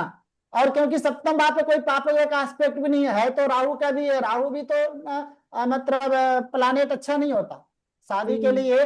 सप्तम पर पाप ग्रहों का एस्पेक्ट भी तो सही नहीं होता। जो पहले शुक्र बैठा है, उसकी पापत्वों को दूर करने के लिए तो शुक्र के अंदर वो कैपेबिलिटी नहीं है कि उसके पापत्वों को दूर कर दे। तो सर ये अर्थात शनि का नहीं आएगा इसमें? शनि अगर अष्टम की दृष्टि अष्टम भाव पे नहीं आ रही, सप्तम पे थोड़ी बहुत तो आएगी, क्योंकि वो 3 डिग्री है, तो उसके भी। सप्तम पे कहाँ देख लिया? सप्तम तो आपका 23 डिग्री का है ना, तो 23 अच्छा, डिग्री फिर भी तो कहाँ पे आएगा ना, यहाँ पे तो शनि का दृष्टि भी नहीं आएगा ना फिर। शनि का भी नहीं आएगा, बीच में हो जाएगा। ठीक है सर, हाँ, यदि आप करेंगे तो आएगा थोड़ा बहुत, शनि थोड़ा का बहुत एस्पेक्ट आएगा। आएगा, क्योंकि 23 डिग्री का है तो 10 डिग्री के अंतराल में तो देख ही रहा है ना फिर सर शनि। गुरु हाँ, का भी देख रहे हैं। आएगा क्या? और हाँ, 10 डिग्री के अंतराल में जो शनि देख रहा है, सप्तम को तो शनि देख ही रहा है, हाँ, बट दिक्कत तो देगा, लेकिन इतना नहीं है कि मतलब शादी ही ना करवाए। हाँ, लेकिन यही शनि यदि 10th हाउस में 23 डिग्री का होता, तो फिर वो निश्चित रूप से शादी नहीं होने देता, क्योंकि वहां पे जी। सूर्य का जो लॉर्ड अष्टम में जाना, और मंगल भी यदि यहाँ पे 18 डिग्री का होता, ऐसा समझे कि अच्छा वो इमेजिनरी हटा दे, इसी कुंडली पे हम बात करते हैं, तो यहाँ पर क्या है, शादी होगी लेकिन थोड़ा विलंब और दिक्कत के साथ होगी, थोड़ा उपाय के साथ होगी। यहाँ पर केतु का उपाय करने के बाद शादी का योग बन सकता है, तो इनको सबसे पहले केतु का उपाय कराना चाहिए। अब हम आते हैं, शादी तो होगी ऐसा बात नहीं है, सप्तम सप्तमेश और कारक कारक ग्रह बृहस्पति तो केंद्र में ही बैठा है, तो इसलिए शादी का योग तो बन रहा है। अब कब होगी, अब आता है कब होगी। तो उसके लिए सबसे पहले दशा देखो, शुक्र की महादशा है, और शुक्र तो छठे का फल दे रहा है, तो पहले शुक्र की महादशा में शादी नहीं होगी। अंतरदशा चेक करें, अंतरदशा किसमें होगी, तो शुक्र में, शुक्र में सूर्य की अंतरदशा में जाकर के शादी होगी। शुक्र में शादी कराएगा ही नहीं, ये शुक्र जो है ये शादी कराने के बिल्कुल उसमें है, क्या बोलेंगे, नेगेटिव में है। तो शुक्र में सूर्य कब आ रहा है, अक्टूबर 2028 में। ये सूर्य सप्तमेश है, सप्तमेश की अंतरदशा में शादी होगी, कोई दिक्कत ही नहीं है, और शादी को रोक भी नहीं पाएगा, क्योंकि शुक्र और बृहस्पति का कोई संबंध ही नहीं है, तो शुक्र शादी नहीं करा रहा है, बृहस्पति और सूर्य शादी इसलिए करा देगा कि शुक्र के साथ उसका कोई संबंध नहीं है। यदि संबंध सूर्य के साथ शुक्र का होता, तब सूर्य भी शादी नहीं कराता, क्योंकि संबंध हो जाने के बाद सूर्य शुक्र का फल देता, तो शुक्र ऑलरेडी कह रहा है कि शादी मत कराओ, तो सूर्य भी शादी नहीं कराता। यदि सूर्य शुक्र के साथ छठे में बैठा होता, तो यहां पर भी शादी नहीं होती, लेकिन सूर्य शुक्र के साथ कोई संबंध नहीं होने के कारण और सूर्य सप्तमेश होने के कारण शादी करा सकता है। हाँ, लेकिन ये शादी बड़ा व्यवधान और दिक्कत के साथ शादी होगी। अब गोचर देखो, तो मैंने भी क्या बोला था, सप्तम में बृहस्पति आएगा तो शादी हो जाएगा। तो अभी बृहस्पति कहाँ पे है, मिथुन राशि में, मिथुन में। तो ये आएगा जून में, यहां पर आएगा जून में। अक्टूबर के बाद सर। हाँ हाँ हाँ, तो यहाँ पर 26 में आएगा, 27 में यहाँ पर आएगा, सिंह राशि में 27 में आएगा, फिर वो 28 में कन्या राशि में चला जाएगा, लेकिन फिर से 28 में कन्या राशि में भी सितंबर अक्टूबर के बाद वो फिर से ब्रेक होकर के सिंह राशि में आएगा, यानी कि सितंबर में गुरु सिंह राशि में बैठ करके आएगा, और वहां पर सूर्य आ रहा है, तो हम बोल सकते हैं कि नवंबर 2028 में आपकी शादी हो सकती है। तो इनका शादी का योग जो निकला नवंबर 2028 में योग बन रहा है। उसके बाद भी उपाय कराने के बाद अब एक चीज है, अब ये देखो इनका 88 का वो है, जन्म है, तो 88 का मतलब क्या हो गया, 22 सालों और 25 सालें, क्योंकि 88 का मतलब नहीं 12 सालों, 88 हाँ 12 सालों और 25 सालें, तो ऑलमोस्ट ये 36 साल की हो गई हैं, 36-37 साल की हो गई हैं, क्या हो लड़का गए है सर हैं? ये, लड़का, हाँ लड़का है, हाँ, लड़का ट्विंस है, हैं हो गया है। हाँ। अब यदि हम बोले कि 2 साल बाद और शादी होगी, तो ऐसे ही इनका आत्मबल टूट जाएगा ना फिर। हाँ, तो हम क्या बोलेंगे कि देखो शादी में, अब ऐसे मत बोलना कि तुम्हारी शादी अभी 2 साल होगी ही नहीं। हाँ, आप ऐसे बोलो कि देखो शादी में तो दिक्कत है, और दिक्कत देने वाला कौन है, शुक्र है, क्योंकि शुक्र की महादशा ही शादी कराने के पक्ष में नहीं है। तो इसको क्या बोलो कि तुम शुक्र का उपाय कर लो, तुम्हारी शादी हो सकती है, क्योंकि योग तो नहीं है, इस उपाय के माध्यम से आपकी शादी हो जाएगी। और शुक्र का कोई अच्छा उपाय बता दें, या तो उसको सिद्ध कुंजिका स्तोत्र का पाठ करना, दुर्गा चालीसा का पाठ करना, ललिता सहस्त्र नाम का पाठ करना, तो इस तरह से कोई शुक्र का अच्छा योग, हम उपाय भी पढ़ेंगे, तो शुक्र का कोई अच्छा रेमेडी बता दें जिससे इनकी शादी हो जाए, तो इस तरह से हम बता सकते हैं, ठीक ना। ठीक है सर, सर ठीक इसमें मंगल जो की भी रेमेडी, सर इसमें मंगल की भी रेमेडी होगी, क्योंकि मंगल की दृष्टि भी सूर्य पे पड़ रही होगी।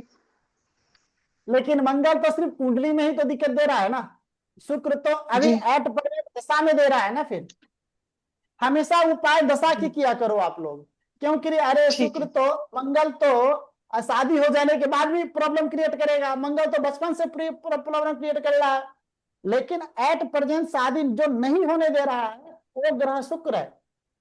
हाँ, वो क्लियर बैठा है कि वो तो पत्नी का, स्पाउस का, और छठा में ही बैठा है, तो वो तो 7 और 12 दोनों का व्यय कर रहा है। अब शुक्र की दशा में देखो, एक ऐसा लौका, मतलब एक लौता लड़का होगा ये, क्योंकि इसके साथ अभी देखो इसकी पूरी जवानी भी है, इस उम्र में शुक्र के दशा चलने के बाद भी कोई लड़की से इसके फ्रेंडशिप नहीं होंगे, हाँ होगा भी सर, तो लड़की जुड़वा है चली ये, जाएगी। अपने में रहते, जुड़वा है ये लड़के, अपने में ही रहते जी हैं जी। ये, और ये किसी से बात नहीं करते लड़की से। मतलब इस उम्र में शुक्र के दशा चलने के बाद भी, और शुक्र सप्तम में होने के बाद भी मतलब कोई लड़की इसको मिल नहीं रहा है, ये भी एक प्रकार का दुर्भाग्य ही है।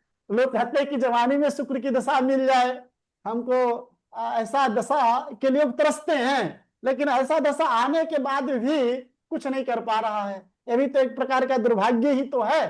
हाँ, और नहीं ये भक्ति भी कर पाएगा, नहीं योग और भोग दोनों में कुछ भी नहीं कर पाएगा, क्योंकि शुक्र ही थोड़ा निगेटिव फल दे रहा है।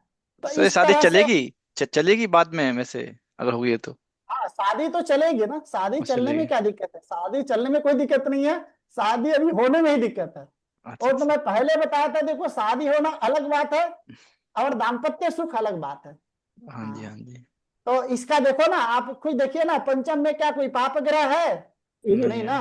नहीं है, अष्टम में चलेगा। सूर्य है, तो चलो सूर्य को कोई पाप ग्रह में लेते नहीं है, 12 में भी कोई पाप ग्रह नहीं है, सप्तम भी इसका पीड़ित नहीं है, तो हम कैसे कह सकते हैं कि भाई इसका दाम्पत्य सुख नहीं है, दाम्पत्य सुख तो है, लेकिन इसकी शादी में ही दिक्कत है, जो अंतरदशा महादशा ही शादी कराने के पक्ष में नहीं है, तो ये दिक्कत है, ठीक ना। हाँ जी सर, ठीक है, थैंक तो आप बताएं, आप लोग को शादी के बारे में क्लियर हुआ। अब आप लोग एक काम करें, मैं एक दो कुंडली दे रहा हूं, उसका निकाल के रहे किसकी शादी कब होगी, ठीक ना। गुरुजी मैं एक बताता हूँ, मैं एक एक कुंडली मैं बताता हूँ। बताइए। 23/6/1993, जी, 23/6 23 जून 1993, और टाइमिंग क्या दस है। बज 10:35 नई दिल्ली, जातक बॉय है। 10:35 दिन का। हाँ जी, सुबह 10:35 दिन का। चले, आप लोग में कौन बताएंगे इनकी शादी कब होगी, होगी कि नहीं होगी, या मैं बताऊं, पहले आप लोग बताएं, कौन बताएंगे आप लोगों में।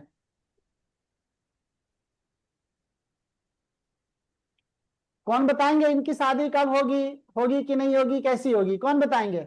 यू। डिले से होगी सर, होगी, अगर देखते हैं, एक मिनट नहीं, और देखते रीजन हैं। करके बताएं, एक एक रीजन बताएं, वो मैं आप मैं मानता हूँ आप परिपक्व ज्योतिषी हैं, लेकिन बाकी सब वो लर्निंग पीरियड में है, तो नहीं सर डिले अभी होगी, भी क्यों होगी वो बताएं मुझे। सर, एक तो जो छठा का भाव बंद है वो 13 डिग्री में है, और शनि एकदम 6 डिग्री पे है, मतलब है क्लोज है काफी, उसके 10 डिग्री के अंतर है। तो शनि तो वैसे ही शादी डिले करा देता है, और ऊपर से बिल्कुल। मार्स की भी दृष्टि आ रही है 7वें पे, जी वो भी 6 डिग्री पे है, तो एकदम दो पाप ग्रह की मतलब तो हो ही गई। जी जी। तो और बाकी 12वें में भी जो है, जो कि मोक्ष का होता है, वो चंद्रमा का, उसको अकेला रहना पसंद होगा। अब इसका 12वें का डिग्री देखना पड़ेगा कितना है, लेकिन 12 रहा, आप देखिए सब डिग्री देखिए, हाँ 12 का डिग्री 13 डिग्री का है, 13 डिग्री। 13 12 हाउस 13 18, डिग्री का मिड हाँ पॉइंट है। 18 मून, तो मून भी मतलब आइसोलेशन में थोड़ा सा है इसका, मतलब मन जो माइंड है वो वैसे उच्च का है, मतलब चौथे में अपने घर में बैठा हुआ है, बट है तो मतलब इसमें बुरा आप रिजल्ट लोगों ने देगा। एक चीज देखा आपने, जो 18 डिग्री का चंद्रमा 12 में बैठा है, और राहु भी 18 डिग्री के होकर के प्योर चंद्रमा को देख रहा है, का मतलब क्या है, पीड़ित है। मन के ऊपर मन पूरा पीड़ित राहु, है। हाँ। हाँ मन को राहु ने क्या कर लिया है, कैप्चर। अपने ग्रसित कर लिया है। हाँ मन को राहु ने ग्रसित कर लिया। जब मन को राहु ग्रसित कर लेता है, तो व्यक्ति का जीवन कहाँ कहाँ निकलता है, ज्यादातर जीवन कहाँ निकलेगा, इलेक्ट्रॉनिक चीजों में। राहु किसका कारक है, इलेक्ट्रॉनिक का। हाँ मतलब जिस ऑनलाइन। इलेक्ट्रॉनिक चीज आनंद आए, जैसे गेमलिंग हो गया, गेम हो गया, सोशल मीडिया हो गई, इलेक्ट्रॉनिक चीजें हो गई, आजकल ना कानों में भी लोग लगा लेते हैं।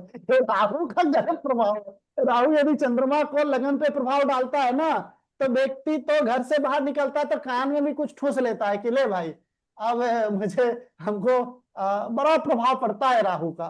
हाँ चले, लेकिन हम शादी की बात करें और बताएं, शादी विलंब होगी, ठीक है, कब होगी ये बताएं। पहले ये बताएं आप लोग, इनका दाम्पत्य जीवन सुख है कि नहीं है, दाम्पत्य जीवन कैसा है, पति पत्नी के जीवन में इनका कैसा व्यतीत होगा। तो आपने तो बहुत जुपिटर अच्छा तो सेकंड हाउस नहीं के बारे होगा। में बताया था ना, जुपिटर सेकंड हाउस में होता तो हम्म। नहीं नहीं, वो और सिर्फ मंगल, खराब। मिथुन मुत्तु की मैं मिथुन बोला था, सिंह लगन की लगन। कुंडली है। मंग, अच्छा अच्छा मंगल शनि को, अच्छा। मंगल शनि को देख रहे हैं सर, राहु का भी बिल्कुल प्रभाव है। हाँ। बिल्कुल। हम्म। और एक चीज देखें, इनके चारों केंद्रों स्थान में पाप ग्रह है, बाप रे। चारों केंद्र में पाप ग्रह है। इसका अर्थ क्या होता है, कौन बताएंगे। जब हमारा पूरा केंद्र ही पाप ग्रहों से पीड़ित हो जाता है, इसका मतलब क्या होता है, हमारा प्रेजेंट खराब होगा। ये ये पूरा प्रेजेंट भौतिकवादी होता है, पूरा भौतिकवादी होता है। यदि केंद्र में हमारे पाप ग्रह, सिर्फ पाप ग्रह बैठ जाएं, तो पूरा का पूरा भौतिकवादी होता है। व्यक्ति अपने कंफर्ट जोन में जीना चाहेगा, उनके कंफर्ट जोन में कोई भी व्यक्ति इंटरफियर करेगा, वो उसका सबसे बड़ा शत्रु होगा, चाहे वो कोई क्यों ना हो। केंद्र में पाप ग्रहों का बैठना, व्यक्ति अपने बल पूर्वक अपने कंफर्ट जोन को क्रिएट कर लेता है। आप कोई डर के मारे उससे नहीं लगता कि यदि मतलब क्या बोलते हैं वो, मध के मधुमक्खी के छाते में हाथ डालना, अरे क्यों डालोगे, काट लेगा। वो एक डर क्रिएट, मतलब ऐसा इंवायरमेंट क्रिएट कर देता है ना, कि कोई व्यक्ति उसे लगता ही नहीं है। हाँ एक हमारे जीजा जी सर हैं, बड़े जीजा जी, उनको गांव वाले कोई बोलते नहीं है, क्योंकि पता है बोलूंगा तो उल्टे सीधे बोलेंगे, दो चार हाथ लगा देंगे, गाली गलौज देंगे सो अलग, तो कोई गांव के लोग उनसे बोलता ही नहीं है। घर के लोग तो छोड़ो, अभी आज तक सिर्फ दीदी से बात किया हूं, उनसे कभी बात ही नहीं करता। हाँ क्योंकि पता नहीं कौन सा बात उनको बुरा लग गया। और जैसे वो है ना, वो किम जोंग, क्या नाम है उसका, वो साउथ कोरिया, नॉर्थ कोरिया की साउथ कोरिया है वो, north Korea. North Korea, north Korea. South Korea. वो तो भाई उससे कौन कौन कोई लगता है क्या, मुझे बता दो। उसके भी सारे के सारे पाप ग्रह केंद्र में ही है। वो अपना एक अपना फिलोसफर, अपना दुनिया क्रिएट करके चलता है। कोई व्यक्ति उसके दुनिया में कोई छेड़खानी किया, तो फिर वो और उसको कौन सा बात कब बुरा लग जाए ये भी पता नहीं है ना, क्योंकि लगन में मंगल बैठा है और शनि देख रहा है, चंद्रमा को राहु देख रहा है, तो पता नहीं कौन से बात पे रुखड़ जाए, कब बात कौन सा बुरा लग जाए, ये भी बड़ा खतरनाक है। तो ऐसे व्यक्ति को ऐसे व्यक्ति से काम कराना बड़ा मुश्किल है। हाँ, इसको स्वतंत्रता देकर के हम काम करा सकते हैं, इसको फ्रीडम देकर के हम काम करा सकते हैं। खैर, ये तो मैंने थोड़ा हट गया। अब मुझे ये बताइए, इनका दाम्पत्य सुख है कि नहीं है? पत्नी का सुख है कि नहीं है? मुझे बताइए, लड़के की कुंडली है ये। ठीक है, सब अच्छा। कौन बताएंगे?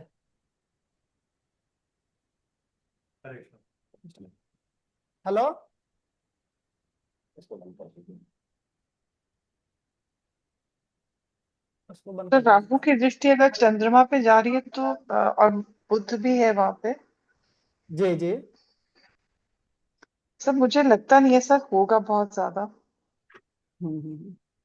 देखिए, अभी मैंने बताया था, दाम्पत्य जीवन सुखी नहीं होने के लिए, मैरिटल लाइफ प्रॉब्लम होने के लिए 5th 7th और 12th तीनों भाव पीड़ित होना चाहिए। लेकिन यहाँ पर तो 5th भाव बड़ा अच्छा है ना, 12th भाव फिफ्थ भी नहीं अच्छा अच्छा। है और चंद्रमा बैठा है।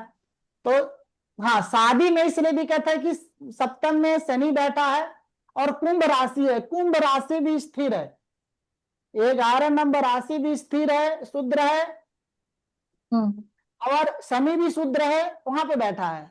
इनके शादी में सबसे बड़ी दिक्कत क्या आएगी कि इनका जो स्पाउस होगा ना, इनकी जो स्पाउस होगी, उनका जो फिजिकली अपीयरेंस है वो बड़ा सुंदर और बड़ा अच्छी नहीं होगी।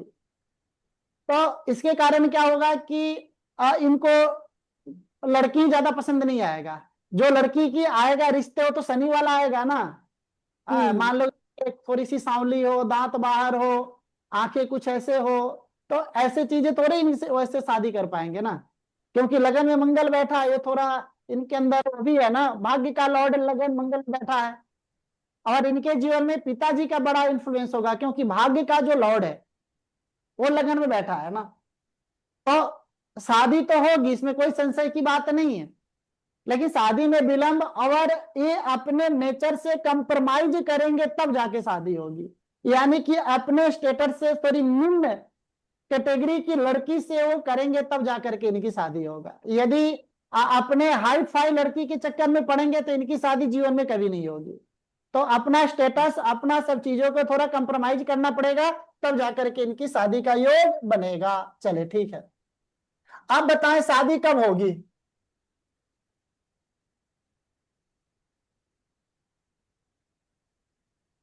गर्वित जी, आप बताओ शादी कब होगी? सर मुझे लगता है कि इसमें शनि में हो सकती है। बाकी मैं थोड़ा शुक्र कंफ्यूज में हूँ शनि, इसमें। हाँ जी। शुक्र में शनि, हाँ जी। जुपिटर में क्यों नहीं होगी? जुपिटर में भी हो सकते हैं क्योंकि इसके फिफ्थ लगन में भी और उसमें भी आएंगे, सेकंड में भी आएंगे अभी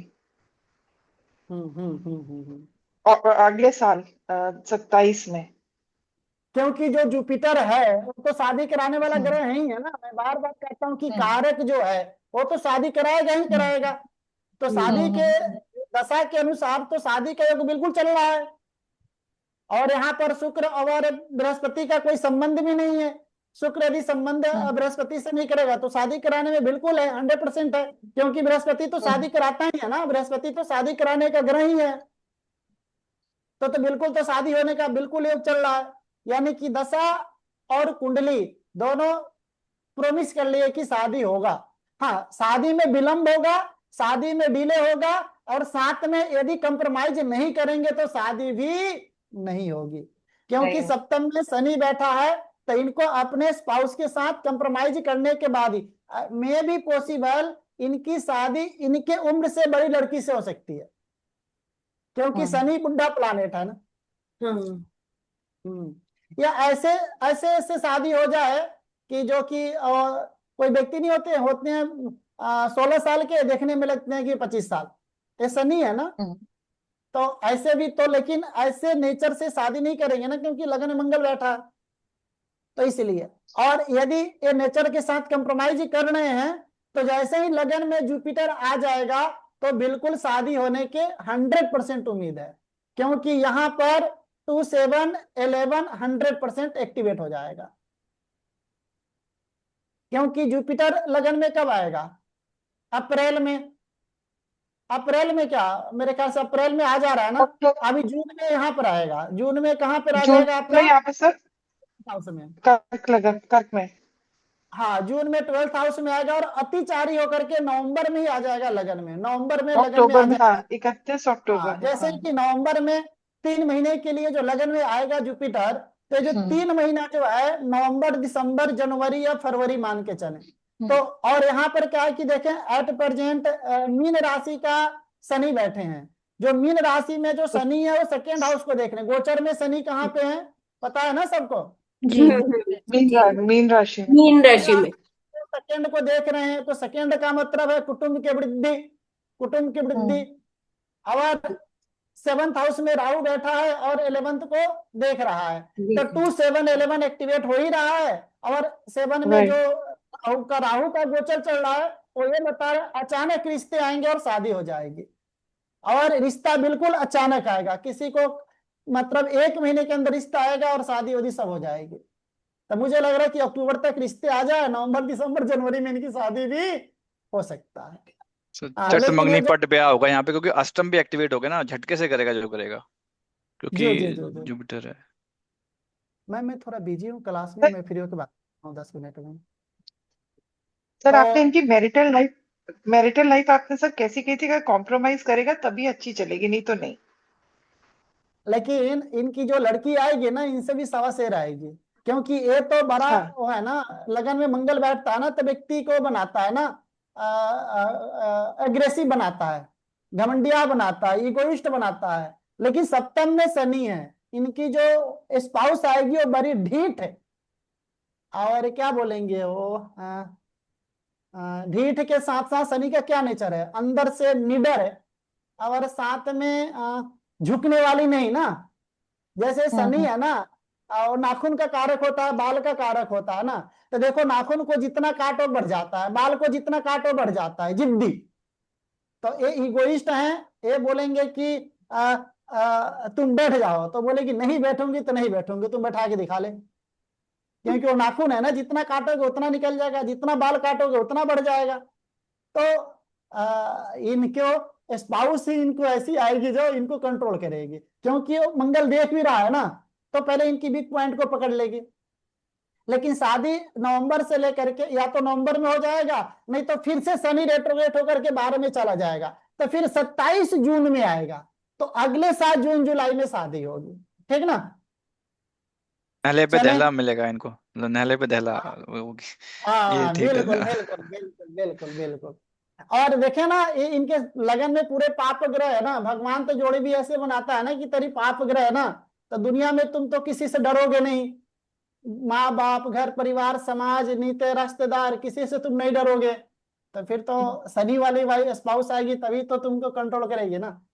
भगवान सबका जोड़ी फिक्स करके भेजते हैं ना फिर। सर एक एक चलें। चीज थोड़ा सा डिफरेंट है सर, एक हम्म, क्वेश्चन पूछ सकते हैं सर? बोलें। थोड़ा सा इससे डिफरेंट है सर। आप कहते हैं राहु जहाँ पे भी बैठता है उस चीज को बढ़ाता है, तो इसका चौथे घर में राहु है तो क्या घर के सुख को नहीं बढ़ाएगा उसके अंदर? राहु जहां बैठता है उसको नहीं बढ़ाता, शनि जहां बैठता है उसको बढ़ाता है। ओके भाव हानि करो जीवा, भाव वृद्धि करो शनि। Okay sir. तो मेरा ये है कि राहु राहु का पेट भरता नहीं है, क्योंकि उस गर्दन नहीं है ना, तो जो वो उसको चाहिए चौथे भाव का मिलता रहे, लेकिन सेटिस्फाइड नहीं होगा। नहीं, वो जबरदस्ती ले लेगा ना, जैसे घर का हाँ, सुख वो ले लेगा, गाड़ी का सुख ले लेगा। वो उसको मिलेगा ही मिलेगा, नहीं मिलेगा तो क्रिएट कर लेगा ना। वेट कर लेगा। क्योंकि घर, भूमि, भवन, वाहन, ये सबका सुख उसको मिलेगा, और नहीं मिलेगा तो क्रिएट करेगा ना, उसके लिए कर लेगा। सर एक क्योंकि कुंडली लगाएंगे। है ना। हाँ ठीक ना, अब एक। हम अगले क्लास में मिलते हैं। ठीक है, ओके ओके। जय माता दी सर, ठीक सर है। आप जय माता दी। होमवर्क। जय प्रणाम सर। माता। जय माता दी सर। ठीक है, अगले क्लास हम मंगलवार को करते हैं, ठीक ना? ओके, जय माता दी। जय माता दी सर। सर जय शनिवार माता को दी। नहीं है? अब तो शनिवार, हाँ शनिवार को होगा, हाँ शनिवार को मिलते हैं, शनिवार को होगी, सर शनिवार होमवर्क को। भी बता सर होमवर्क भी आप बता दीजिएगा प्लीज सर। जी। होमवर्क आपने कहा था सर आप देंगे, कुंडली देंगे 2। अच्छा चलें, अब अगले क्लास में दूंगा। ठीक है ठीक है सर।